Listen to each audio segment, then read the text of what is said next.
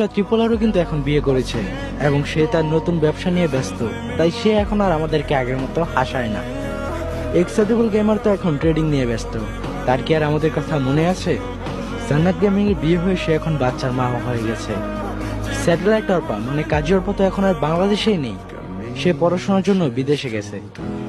Gaming এর জিহাদ back করবে করবে বলে এখনো সে ব্যাক করলো না।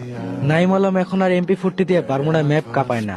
মামা প্রবলেমের বাতেন মিয়া, নুপ মামা, টস বাংলা গেম, তারা এখন ভিডিও বানানোর কথাই হয়তো বা ভুলে গেছে। 12 লল গেমার এখন আর আগের মতো হাসাতে পারে না।